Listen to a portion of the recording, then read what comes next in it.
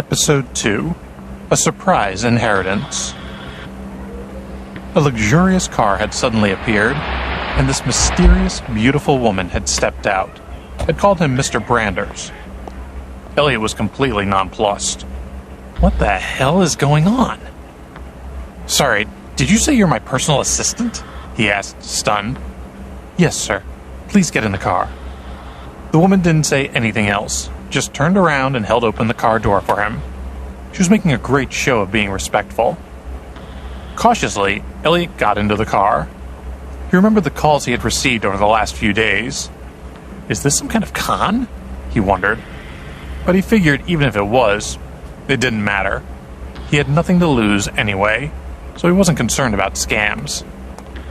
As the car door closed, the surrounding students immediately became agitated. Those who had been mocking Elliot now wore expressions of jealousy and envy, and the chattering began. I just looked that car up online. It's worth hundreds of thousands of dollars. Isn't he some nobody? How come he has a PA? Maybe some rich tycoon who was deliberately pretending to be poor to gain Kate's sympathy. But now that it hasn't worked, there's no point keeping up the act. Michelle sat next to Elliot in the back seat. She must just have been driving by and decided to play the Good Samaritan when she saw me being humiliated, he thought. Her refreshing and pleasant attitude softened his mood a little, and he said, "Thank you for helping me out back there." She chuckled. "Sir, there's no need to thank me. I really am your personal assistant. Your family has made all the arrangements. They've decided that it's time for you to reclaim your identity." What identity? Elliot's expression darkened. He felt like Michelle must be making fun of him. My parents passed away a long time ago. I was raised by my uncle. He's just an ordinary person. I have a grandfather too, but I rarely see him. He borrows money from my uncle when he visits. I'm just a regular person. Michelle smiled mysteriously. She took out her phone and started a connection for a WhatsApp video call. Then she handed the phone over to Elliot and said, "Your grandfather is overseas right now. He'll explain everything to you." When the video connected, a kind-looking old man dressed in a Burberry suit appeared. It was Elliot's grandfather, Joseph, but he seemed to have a completely different temperament than Elliot had ever seen in him. He had known his grandfather his whole life, and the man had always carried an air of wretchedness with him. The old man in the video exuded an extraordinary aura and gave the impression of being someone special. "Grandpa?" Elliot queried in disbelief. "Leo!" Joseph called out Elliot's nickname tenderly. "You've struggled all these years. There's a lot you need to know now that you're an adult.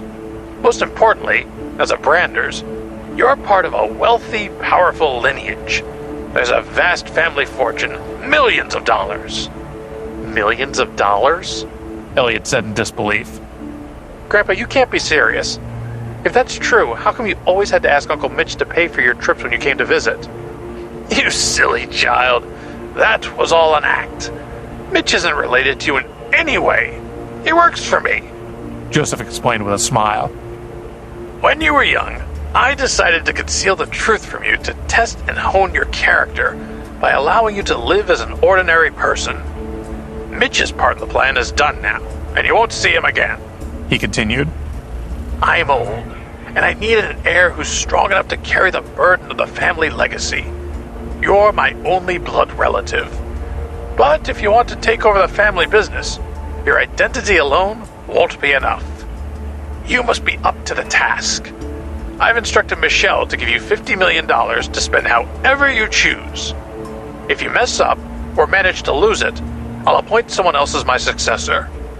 If that happens, you'll live as an ordinary person for the rest of your life. Do you understand?" His words struck Elliot like a thunderbolt from a clear sky. His heart was racing.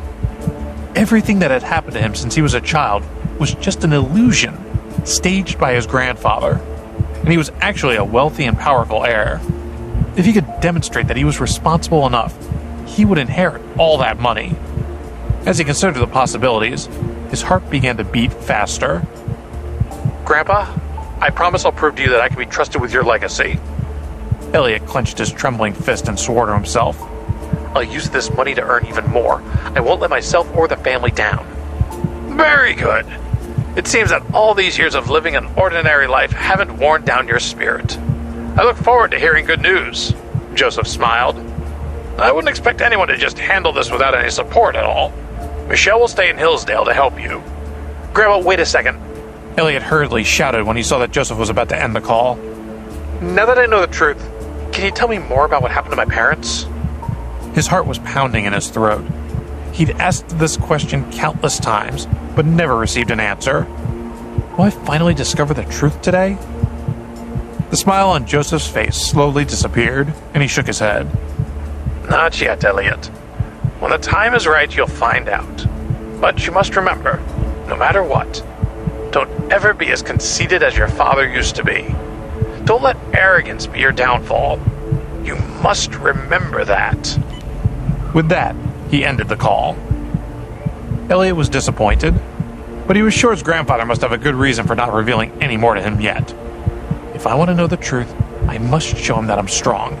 He's right. I mustn't let my emotions consume me. Michelle put her mobile phone away and took out a top-tier, invitation-only credit card, as well as her contact details to give to Elliot. Sir, on this card, you have $50 million at your disposal. Here's my phone number. You may contact me at any time.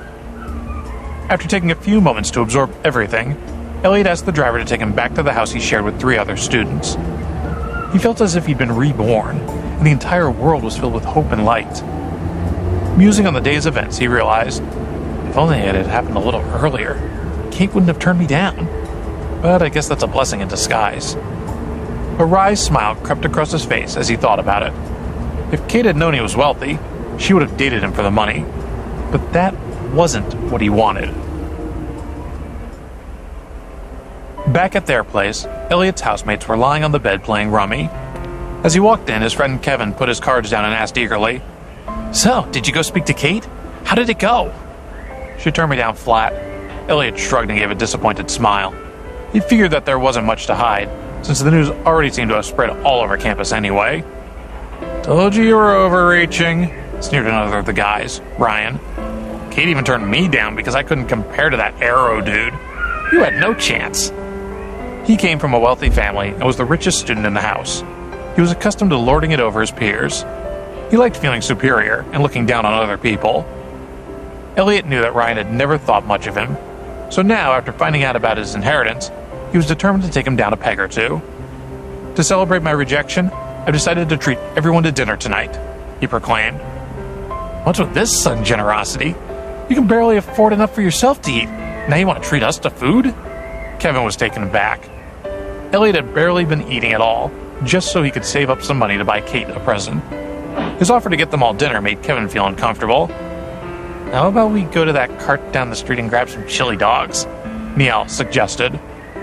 A streetcar? Aren't you afraid of food poisoning? Asked Ryan, once again showing his sense of superiority. Kevin thought Ryan's response was unfair and unkind. Dude, come on. It's a lot for Elliot to offer to get us all food. Don't tell me you expect him to treat us to a meal in a 5-star restaurant. Yeah, Ryan. Surely you must get tired of eating fancy, pretentious food all the time. Live a little, Niall teased. Ryan had no desire to eat from a cart, but he knew that Elliot wouldn't invite them to a decent restaurant, and since everyone else seemed to be up for it, it wouldn't look good if he refused to go.